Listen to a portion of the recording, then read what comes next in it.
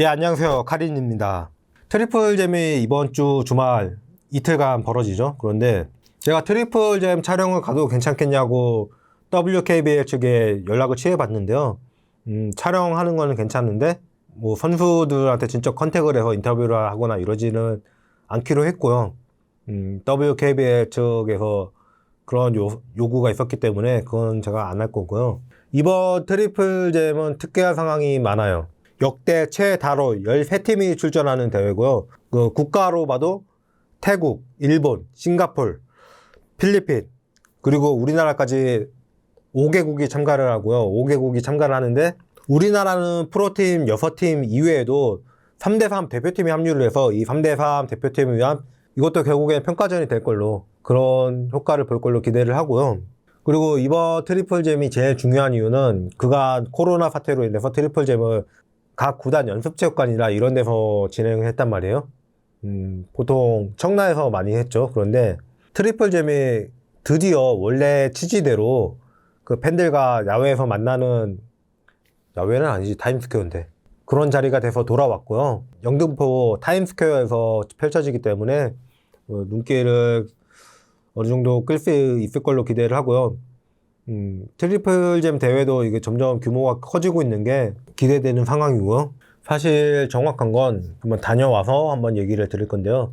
이 13팀이 경기를 하는데 이틀 만에 내외용을 다 해야 되기 때문에 되게 혼잡할 거예요. 그런 와중에 저까지 껴서 선수들 붙잡고 이럴 수는 없으니까 인터뷰 같은 거는 하지 말라고 얘기를 하신 것 같은데, 뭐 그러니까 하지 말아야겠죠. 뭐 안 하기로 하고 가는 거니까. 그런데 약간 좀 아쉽긴 하다 물어보고 싶은 것도 있고 했는데 연홍TV에서 잘 만들어 주시겠죠. 뭐 관객들과 호흡하면서 트리플잼을 하는데, 근데 그 트리플잼 많이 나오던 선수들이, 그때 나왔던 선수들이 지금 안 보이긴 해요. 조금 지금 나오는 선수들은 거의 처음 겪는 분위기일 거예요. 트리플잼 첫 대회 때 나왔던 선수가 뭐 구슬, 진한, 김소담, 뭐 김지영 이런 선수들이 나왔거든요. 지금 다 트리플잼 나올 거면 아니라고 다들 생각하시잖아요. 이런 걸 보면 그 사이에 리그가 좀 격세지감이 있었고 그 선수들이 성장도 많이 했다 이런 생각도 들고요. 반대급부로 보면은 그럼 그 자리에 또 그만큼 많이 채워져야 되는데 지금 여건이 그렇지가 못하다 이런 생각 들고요. 오늘은 제가 기록지하고 명단 정도만 준비를 해놓고 좀 두서없이 말씀을 드렸는데 그냥 지금 뭐가 중요한지 판단을 했으면 좋겠어요. 지금 중요한 거는 뭐 비판도 아니고요. 그냥 결국에는 재원 없고 많이 못 부딪혀봤고 이게 모든 문제의 원인이에요. 그래서 재원 확충 어떻게 할 건지, 어떻게 해서 이런 경험을 계속 쌓게 할 건지, 이게 제일 중요한 것 같아요. 저도 사실 좀 아시안컵에 대한 기대감을 좀 내려놓은 상황이기도 하고요. 뭐 중국 정도만 좋은 경기하면 될 줄 알았는데 사실 중국전은 버려야 될 것 같고요. 뉴질랜드전에 혼신의 힘을 다 쏟아야 되지 않나, 그런 작전으로 가야 되지 않나 이런 생각도 들고요. 올림픽 다들 중요하다고 생각하시잖아요. 그런데 저는 솔직히 지금 무슨 생각을 하냐면 이런 상태로 올림픽이 나가가지고 진짜 장기적으로 도움이 될까? 그냥 있는 선수들만 더 망가져서 돌아오지 않을까? 솔직히 이런 생각이 드는 거예요. 우리나라 스포츠 단체가 잘하는 게 뭐냐면요, 역대급 재능을 가진, 역대급 능력을 가진 선수가 나와요. 그러면 그 선수를 주야장창 돌려요. 결국엔 망가뜨려요. 또 대신할 선수가 없어가지고 그런 선수가 나올 때까지 기다려요. 나무 밑에서 입 벌리고 떨어질 때까지 기다리는 것처럼 기다려요. 나와요. 먼저의 과정은 반복합니다. 이게 문제라고 봐요. 그런 나라가 한 나라 더 있죠. 중국. 중국은 인재풀도 많은데 야오밍이 몇 살에 은퇴했죠? 우리나라 축구를 봐요. 박지성이 몇 살에 은퇴했죠? 저는 솔직한 말로 지금 김단비 선수, 박혜진 선수, 배윤 선수 34, 35이잖아요. 이때까지 버틴 게 용하다고 봅니다, 솔직히.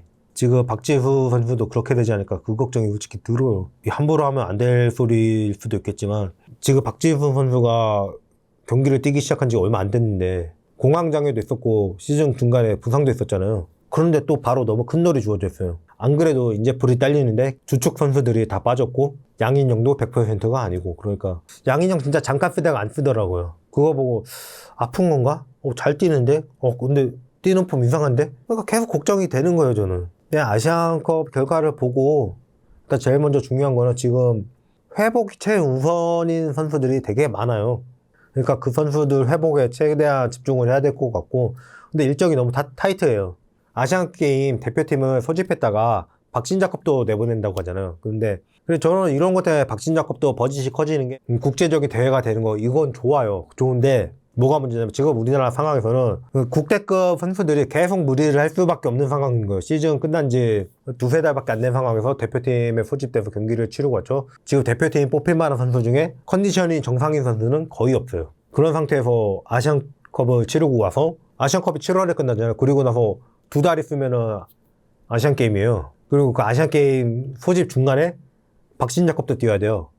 그 9월에 아시안게임 끝나고 나면은 10월 말에 또 바로 개막이에요. 이런데 몸 상태가 정상일 수가 있냐, 이런 생각이 드는 거죠. 계속 몇 년간 이렇게 운영을 해왔기 때문에 선수들이 계속 데미지가 누적돼서, 작년에 뭐 쉬운 것도 놓친다 이런 얘기 많이 나왔고, 이번 대표팀에서도 그런 얘기가 솔직히 하셨을 거예요. 그런데 그게 저는 이 결과라고 보는 거죠. 1년의 결과가 인재풀을 계속 주는데 그 적은 인재가 계속 그 무리를 할 수밖에 없는 상황이고, 그 와중에 그게 새로운 인재를 찾자고 신설한 대회에서도 새로운 얼굴들을 못 뛰기 때문에 이 선수들도 경기감을 계속 못 잡는 거고, 그래서 나중에 위에서 빠져나가서 이 선수들이 자리를 채우고 나서 국가대표도 뽑히고 하고 나니까 경험 미달인 거죠. 이런 상황이 장기화될 것 같은 거예요. 그래서 저는 솔직히 말해서 박신자컵을 해외 팀들 와서 교류하고 경험 쌓고 좋아요. 얼마든지 좋아요.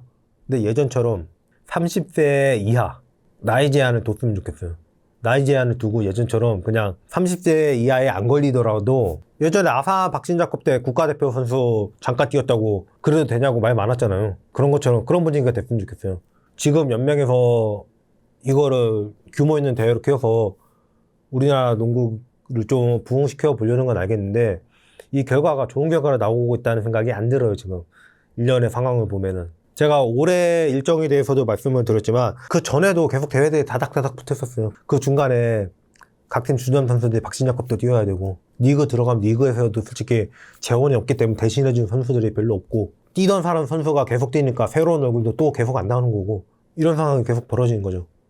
뛰는 걸 봐야 되는데 뛰는 거 보니까 뽑을 수 있겠냐고요. 이건 좀 재고를 해봤으면 좋겠습니다. 저는 사실 무슨 생각도 드냐면, 아시안게임 정도는 그냥 마음 비우고 과감하게 세대 교체 단행했으면 좋겠습니다. 박지수 선수가 경기 체력이 올라오면 괜찮은데, 박지수 선수가 경기 체력이 올라오고 양인영 선수가 100%가 된다 그러면은 앞으로 향후 5년 이상은 이 선수들이 포스트를 뛰어야 되니까. 그런데 그게 아니라 그러면 차라리 뺐으면 합니다. 아시안게임은 그게 끝이에요.